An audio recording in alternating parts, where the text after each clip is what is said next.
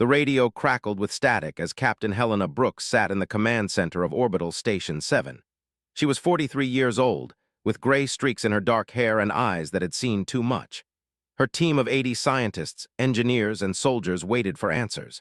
They had been tracking the ships for 3 weeks now, watching them take positions around Earth's orbital space. The aliens were not trying to hide. 2 massive vessels hung above the planet like hawks above a mouse. Their technology was obvious and overwhelming.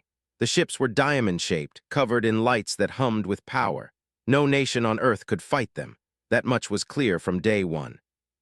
"Captain, they are sending a message," said Lieutenant Davis, his fingers moving across the keyboard. "Audio and video transmission."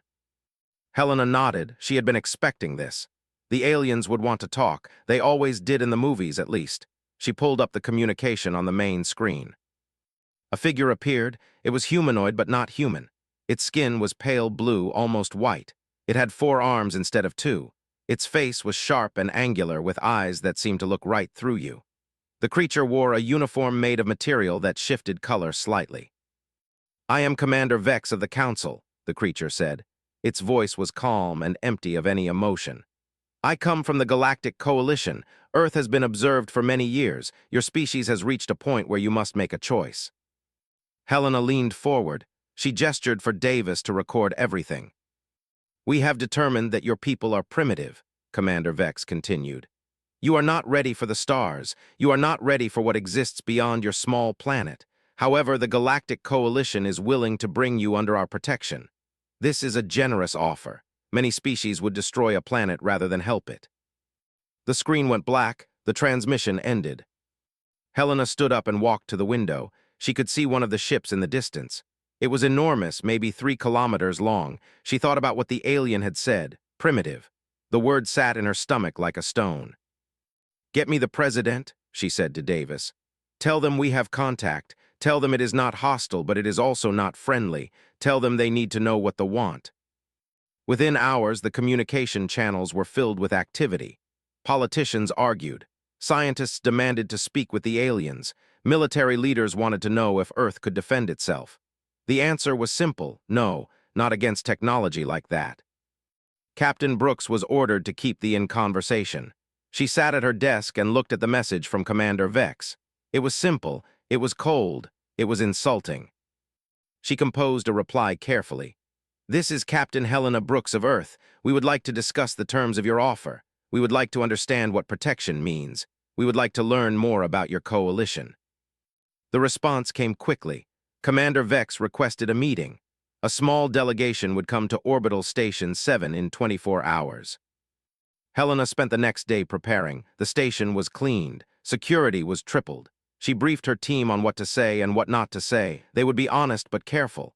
They would show strength but not arrogance. They would listen more than they spoke.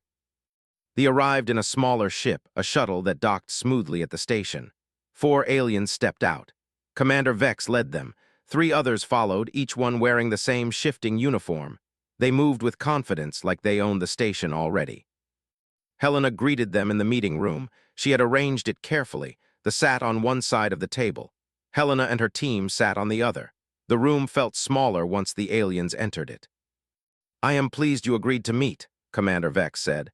He looked around the room slowly, studying each human with what might have been contempt. "Your station is adequate. Your technology is functional but outdated." "We have limited resources," Helena said. She kept her voice level.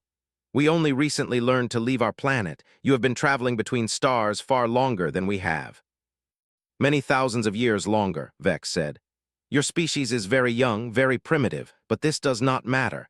The Galactic Coalition does not require you to be advanced. We require you to be compliant." Helena felt anger rise in her chest, but she pushed it down. This was not the time. "What does compliant mean exactly?" she asked. Vex explained. Earth would become a member of the Coalition, but not as an equal. Humans would serve the Coalition. Human resources would be available for use.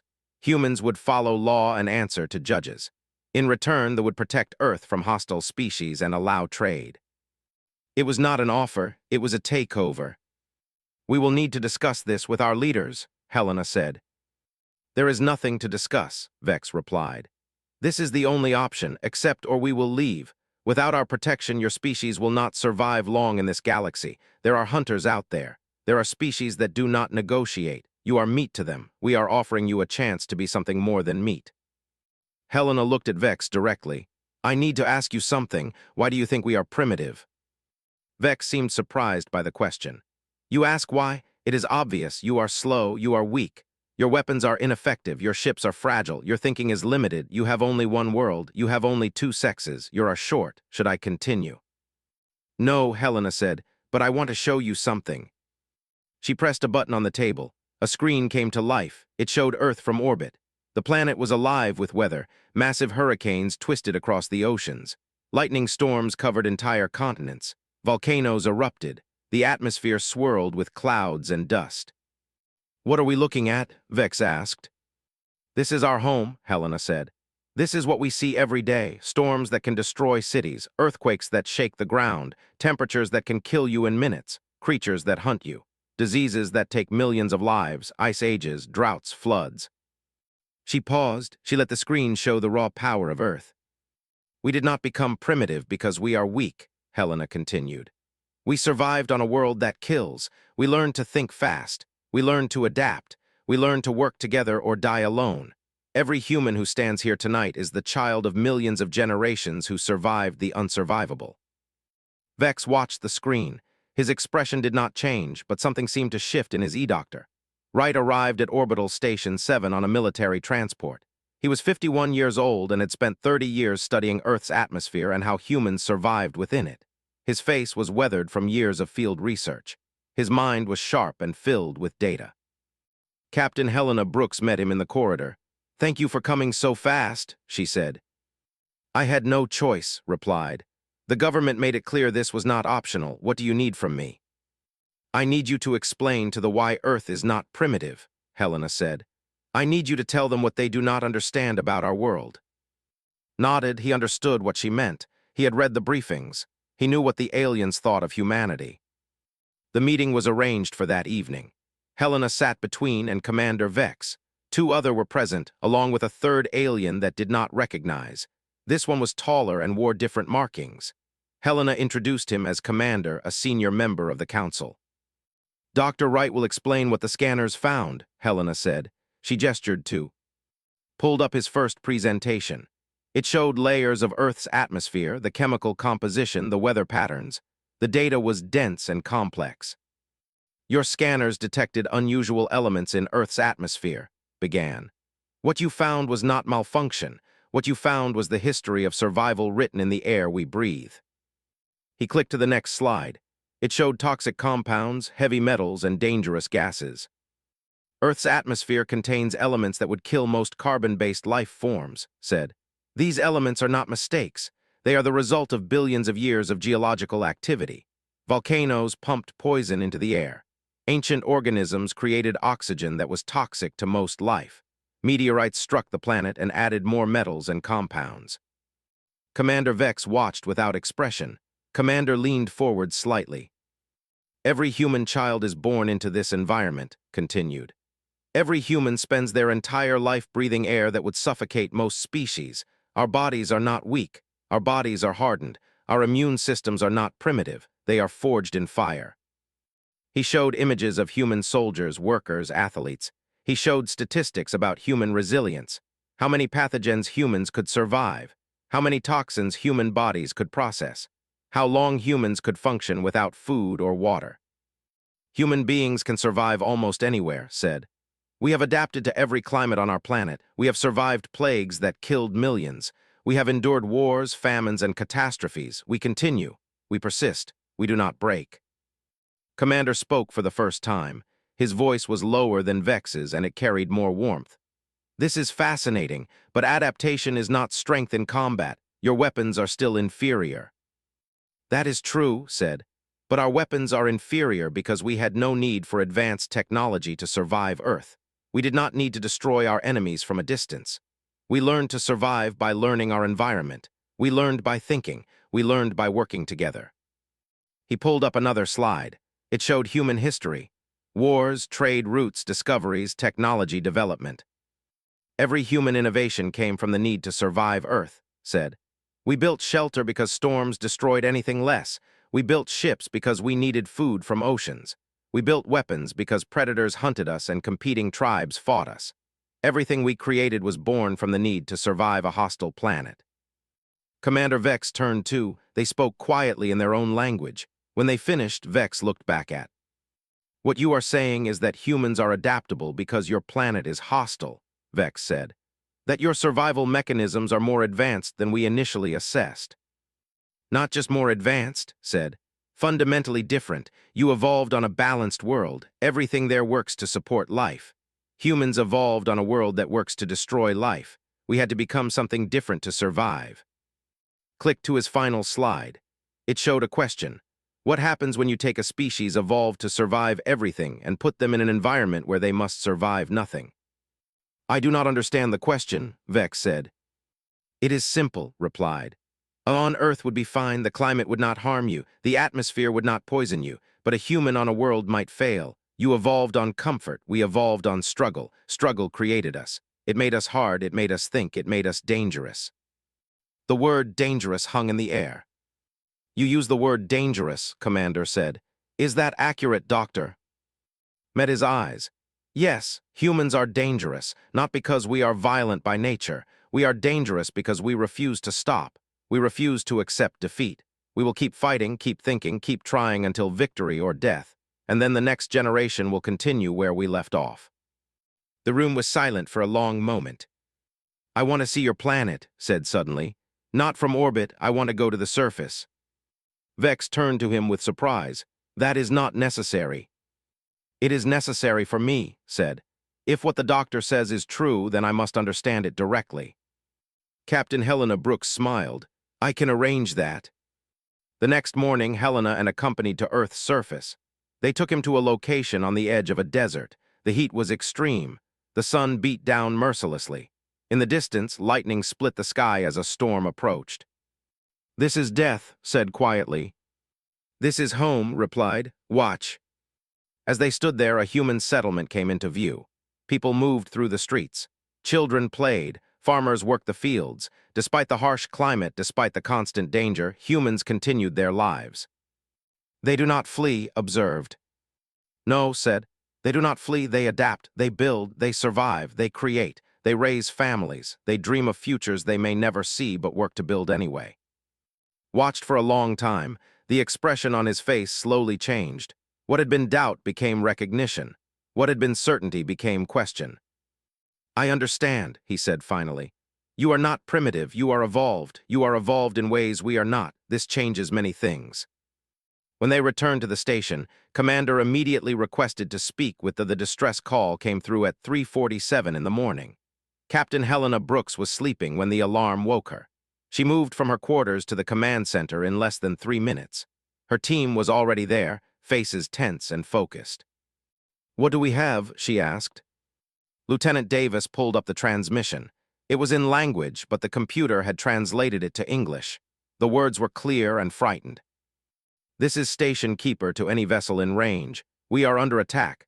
The biological entities continue to consume everything. Defensive systems failing.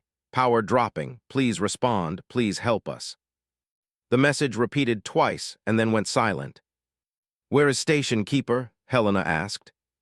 Sector 7, Davis replied. That is deep space, 50 light-years from here at least. What kind of entities? Unknown, the message is too fragmented. We are getting secondary reports from channels. They are calling it the swarm. Helena felt something cold move through her chest.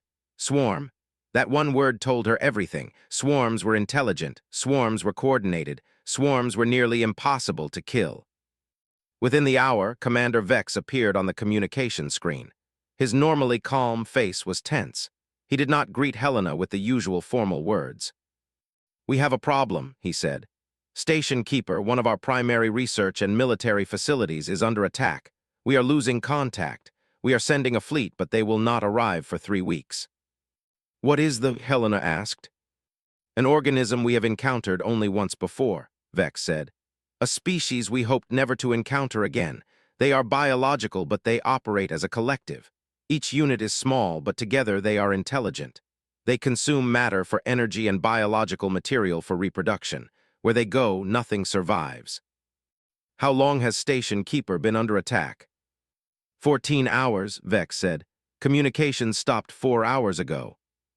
Helena understood what that meant. The station was likely lost. The people there were likely dead. We are mobilizing our defensive forces, Vex continued. We are requesting assistance from allied species, but human ships would be useless in this situation. Your technology cannot match biology. Helena felt anger rising in her. She kept it controlled. What if we could help? You cannot, Vex said, and he ended the transmission. But Helena did not accept that answer. She called and requested a full briefing on all available data about the... She also called Lieutenant Aaron Cooper, her best tactical officer. Aaron was 40 years old and had spent 20 years in military combat situations. He had been through wars and hostage situations. He had learned to think differently than other soldiers. He did not always follow the expected strategies. He won because he understood his enemies better than they understood themselves. They are biological, explained as they studied the data together. They consume matter for energy. They reproduce asexually but rapidly. In optimal conditions, they double their population every 2 hours. How do you kill something like that? Aaron asked. Normally you cannot, said. The tried before, they used conventional weapons. They adapted faster than the weapons could kill them. It became a losing proposition. Aaron leaned back in his chair. He was quiet for a long moment, then he spoke. What if we do not try to kill them with force? What do you mean? Helena asked. We know what kills humans, Aaron said. Toxins, diseases, compounds that our bodies cannot process. Earth has produced millions of these. What if they have the same vulnerability? His eyes widened. You want to use Earth toxins against them. Why not? Aaron said. They are a biological species. They consume matter. If we can find something that is toxic to their biology, we can use it as a weapon. It would take time to develop, said, and we do not have much time. Then we work fast, Aaron replied. We have engineers, we have biochemists, we have laboratory facilities. We take the compounds that are poisonous on Earth and we weaponize them. Helena made a decision. Prepare a team, we take one ship, we head towards Station Keeper. We do not engage until we have a strategy. The next 12 hours were chaos. Scientists pulled together compounds from Earth's most toxic organisms. Engineers worked to concentrate them into forms. Soldiers prepared weapons systems to deliver the toxins. Everyone worked knowing they might be running towards certain death. The human ship, called the Pioneer, left orbit heading toward deep space. Aaron led the combat team, came to analyze any biology they encountered. Helena remained on board to coordinate. 3 days later, they encountered the swarm was visible as a massive cloud of movement. The station was barely recognizable beneath the layer of organisms consuming it. They were small, each one no bigger than a human hand, but together they formed a tide that covered everything. We need to get closer to the station, Aaron said. We need to understand the structure before we attack. Carefully, the Pioneer moved into scanning range. What they discovered was both horrifying and fascinating. They were not randomly consuming the station. They were working with purpose. They were using tools. They were building structures. They are not just hungry, observed. They are constructing something. A hive, Aaron said. They are building a hive. That is their base. That is where they breed. That is what we need to destroy. And how do we do that? One of the soldiers asked. Aaron smiled, but it was not a happy smile. We get inside the station. We deliver the toxins directly to the center of the hive. We make sure the poison reaches the core. Then we get out and seal it all inside. That is suicide, the soldier said. Maybe, Aaron replied. Or maybe it is survival. Either way, it is what we are going to do. The team prepared for deployment. They loaded the concentrated toxins into specialized containers. They put on protective gear. They checked their weapons. They prepared to enter a hell of their own making. As they prepared to leave the ship, Aaron gathered everyone together. He was not a religious man, but he believed in something. He believed that sometimes a mission demanded sacrifice. He believed that humans could do impossible things.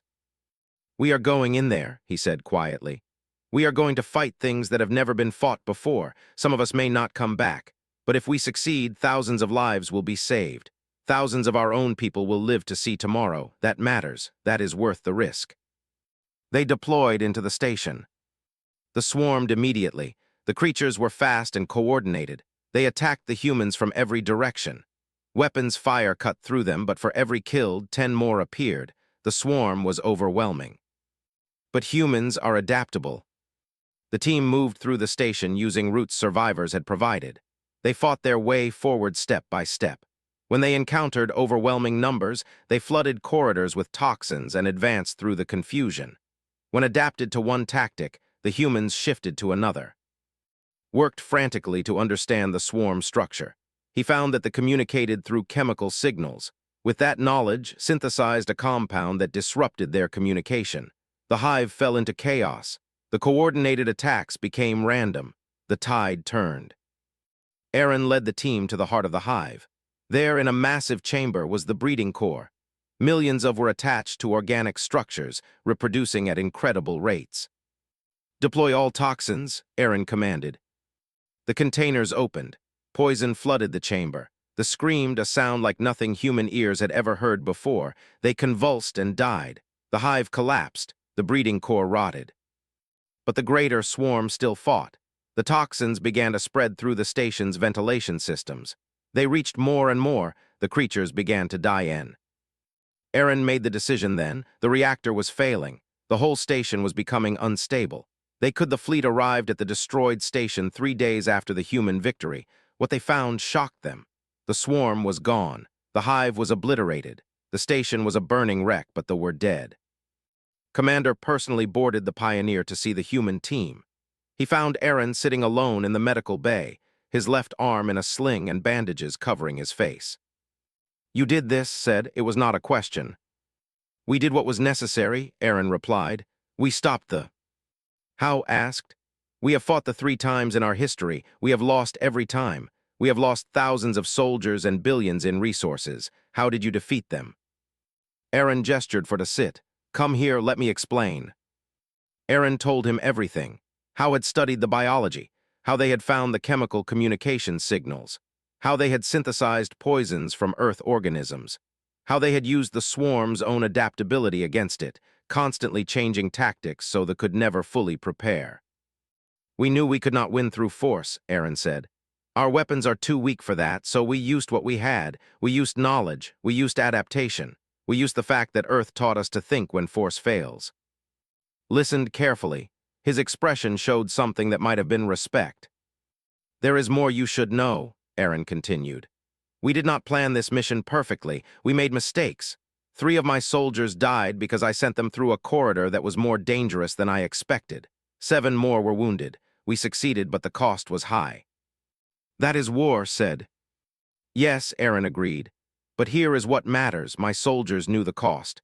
They understood that some of them might not survive. They went anyway, not because they were forced, not because they wanted to die, but because they understood that staying safe meant others would die. They understood that sacrifice meant something." Was quiet for a long time. "Your species confuses me," he said finally. "You are smaller than we are, your technology is weaker, your lifespans are shorter, yet you do things we cannot do. You think in ways we do not think." "We had to," Aaron said. "Earth made us learn. On a harsh world, the species that survives is not always the strongest. It is the species that thinks fastest. It is the species that adapts quickest. It is the species that understands that working together matters more than winning individually."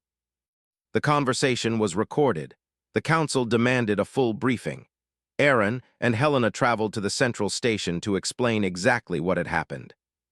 The council chamber was massive. Dozens of sat in a semicircle. Commander Vex was there. So were other commanders, military leaders, and scientists. "Show us how you defeated one of the council members demanded.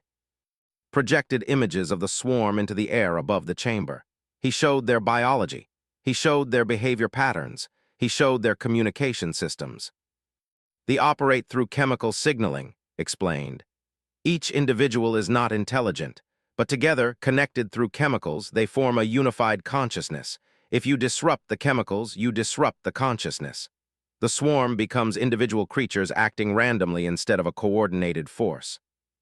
"We understood this before," another council member said. We attempted to develop chemical disruptors. We failed.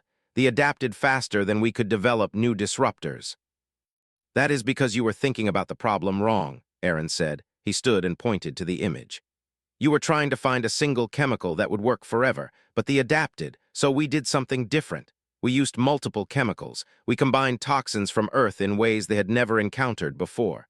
By the time the swarm adapted to one toxin, we were already using a different combination. But this would require constant innovation, a council member said. Yes, Aaron replied, it would, but innovation is what humans do. It is what Earth taught us to do. Pulled up more data. We also understood the psychology. They are adaptive, but they are also creatures of habit. Once they establish a pattern, they continue it until it fails catastrophically. We exploited this. We used predictable traps. We let them learn patterns we wanted them to learn. Then we broke those patterns in ways they could not recover from. Helena stood then.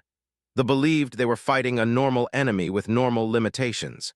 They were not prepared for an enemy that would keep changing, that would keep thinking, that would never accept that something was impossible. The council chamber erupted in argument. Some remained convinced that humanity was still primitive. They argued that humans had gotten lucky. They argued that the swarm must have been weaker than expected. But Commander stood and spoke over the noise. I have seen a swarm, he said. I have seen what they do to worlds. I have seen them consume civilizations. This was not a weak swarm. This was not luck. This was victory achieved through methods we did not expect and could not predict. That is not luck. That is genius.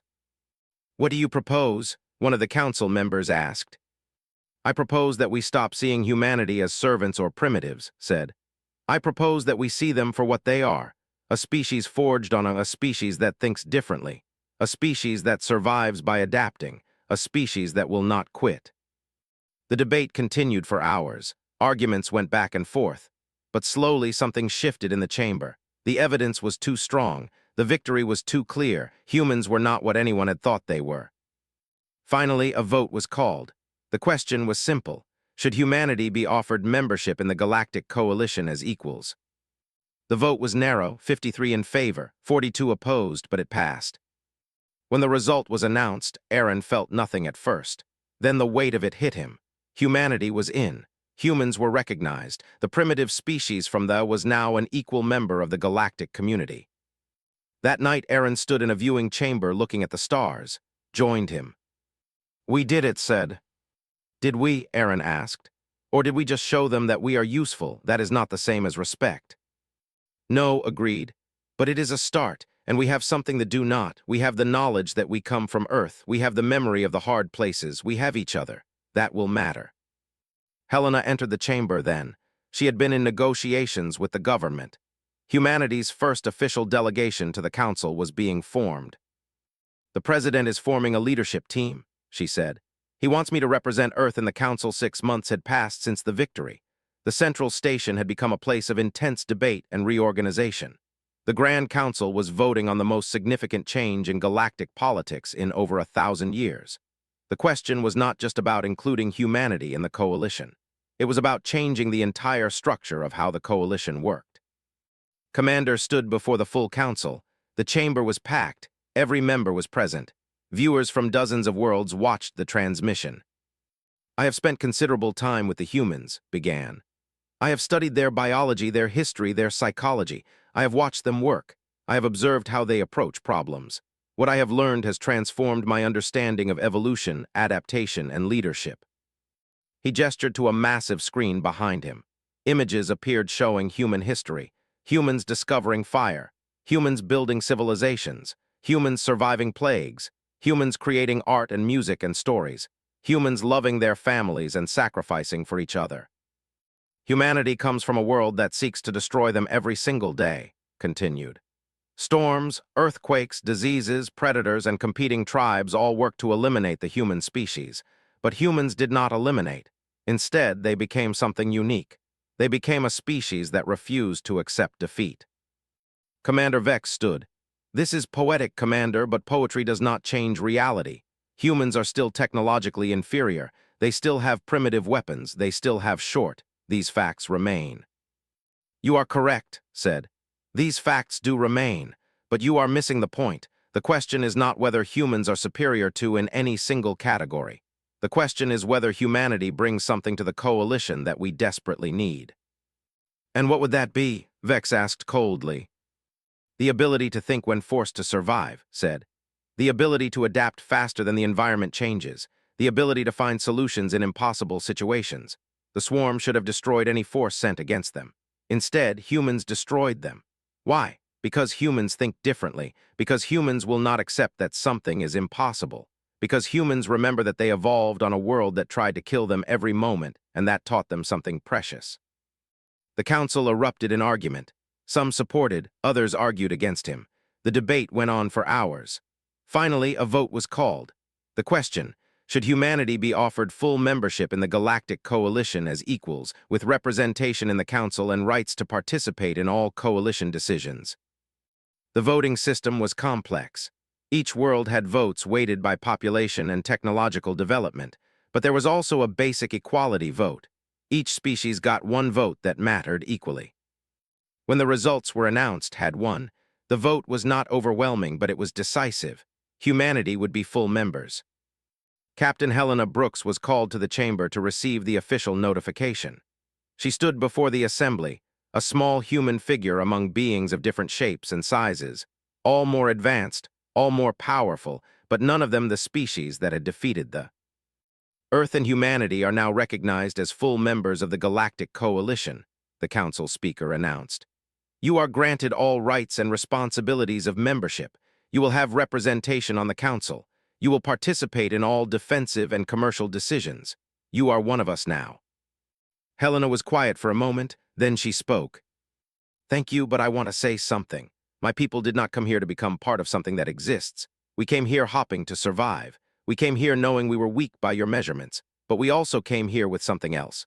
We came here with the knowledge of Earth. We came here knowing that sometimes survival matters more than victory, sometimes adaptation matters more than strength, sometimes thinking matters more than force.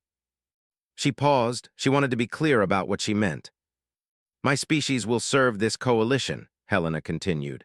But we will serve by being ourselves. We will not pretend to be like you. We will not try to think like or any other species. We will think like humans. We will solve problems the way Earth taught us to solve them. That is what makes us valuable. The council was silent, then began to applaud. Others followed, not all of them, but many. The celebration took place in the council chambers. Representatives from dozens of worlds congratulated Helena and Aaron. They asked questions about Earth. They wanted to understand how humans had survived such a harsh world. They wanted to learn from human tactics and strategies. Found himself giving lectures about Earth's ecosystem. Scientists from dozens of worlds attended. They wanted to understand how life could evolve on a Earth teaches you one thing above all, explained to a room full of alien scholars. It teaches you that evolution is not about being perfect. It is about being adaptable. The species that survives is not the one that is perfectly designed for its environment. It is the species that can change when the environment changes. Humanity survives because we change.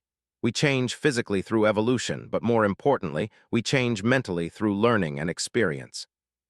Aaron was asked to serve as a military advisor. He was offered a position in the coalition's defense force. He accepted on one condition, that humans would not be forced to fight in ways that violated human ethics. The coalition agreed. They wanted to learn from human tactics, not reprogram them. Months passed. Human scientists were sent to coordinate with research stations. Human military officers worked alongside other coalition forces. Human artists and musicians shared their work with alien audiences. Slowly, carefully, humanity took its place in the galactic community. Then came the announcement that made everything real. Earth's government had decided to allow limited technological exchange. Humans would receive some technology to improve space exploration. In return, humans would share their biological and chemical knowledge, particularly their understanding of toxins and how to weaponize natural compounds. Galactic universities began offering courses on human history and adaptation. Human literature was translated into hundreds of languages. The story of how a species from had defeated an unstoppable enemy was told and retold. A young human astronaut named Lisa Grant was selected to be part of a joint research mission. She stood in a laboratory, working alongside a scientist named Kex. They were studying how human immune systems processed alien pathogens. Lisa was 28 years old. She had been born after the first contact. To her, aliens were not strange. They were colleagues. "Your immune system is remarkable," Keck said as he studied the data. "It is far more adaptable than ours. You can survive pathogens we would perish from." "That is Earth," Lisa replied. "We grew up fighting things that wanted to kill us. Our bodies learned to fight back." "And now you fight things in space," Keck said.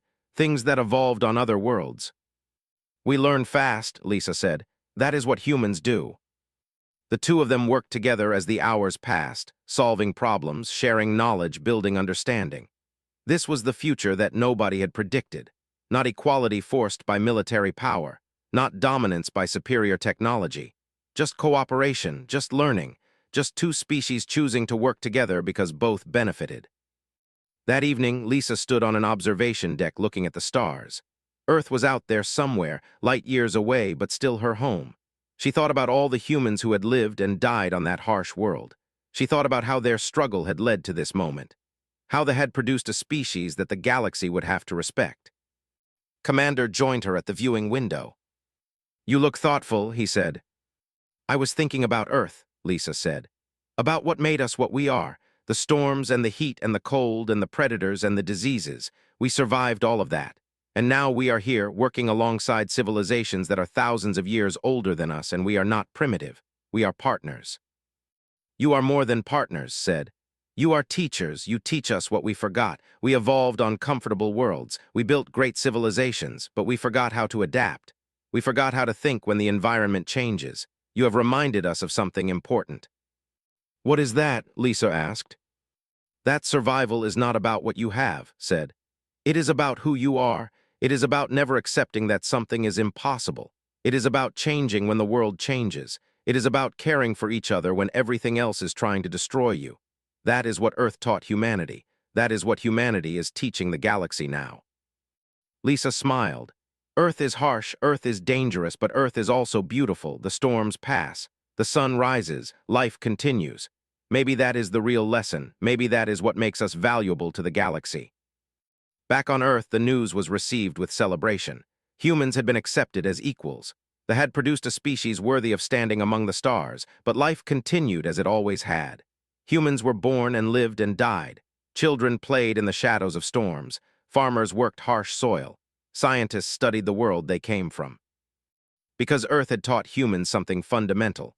Success was not final. Victory was not permanent. The struggle never ended. The world always tried to kill you, and humans always found new ways to survive. That was the real strength of the human species, not weapons or technology or intelligence. It was the simple, stubborn refusal to surrender. It was the knowledge that comes from being tested every single day. It was the understanding that adaptation matters more than perfection. As Lisa looked out at the stars from the station, she knew that humanity's journey was just beginning. They had entered the galactic community as equals. They had proven they belonged. But the real adventure was ahead. The galaxy was vast. There were dangers they had not yet encountered. There were problems they had not yet solved. But humans would face those challenges the way they had faced everything else. They would adapt. They would think. They would survive. They would find the answer that nobody else could find. That was what Earth had taught them. That was what made them valuable. That was why the aliens, for the first time, looked at humanity not as primitives to be controlled or servants to be used, but as partners to be respected. Because Earth had done something remarkable. Earth had created a species that refused to break.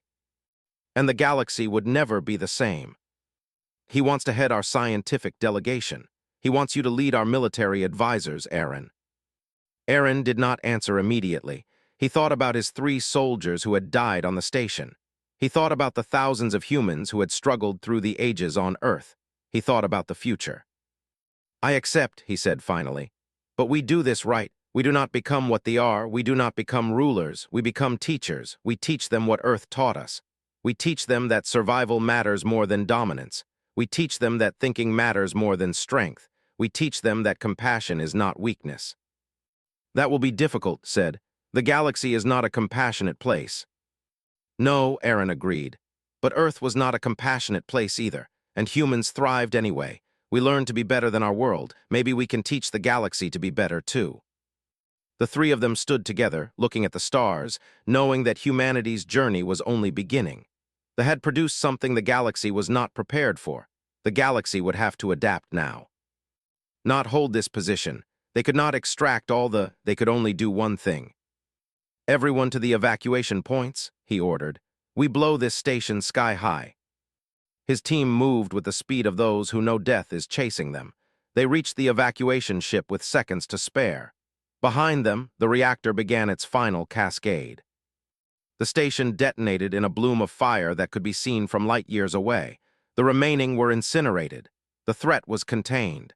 The station was destroyed, but the colony was saved. When the human team returned to the Pioneer, they were battered and exhausted. 3 had died, 7 were wounded, but they had won. They had accomplished what the thought impossible. They had defeated the E-Council. He presented its data. He described what he had seen on Earth's surface. He argued that humanity was not a species to be subjugated, but a species to be understood and respected. Not all the Council agreed, but for the first time, serious debate began about humanity's place in the galaxy. The assumption of weakness was beginning to crack. Yet beneath the surface, darker forces were moving. Not all welcomed the idea of humans as equals. Some saw this new understanding as a threat. And far away in the depths of space, something else was stirring, something hungry, something that did not care about debates or alliances, something that was coming. Yes. Interesting, he said finally. We detected unusual atmospheric composition during our approach. Our scanners struggled to interpret the data. We assumed it was a malfunction. It was not a malfunction, Helena said. It was Earth. One of the other leaned toward Vex and spoke in a language Helena did not understand. The conversation lasted several minutes. When it ended, Vex turned back to Helena. We will run more detailed scans, he said. We will reassess our understanding of your species. This discussion will continue tomorrow. They left the room. Helena exhaled slowly. She had shown them something they had missed. Whether it would matter, she did not know. But she had shown them that humans were not what they seemed.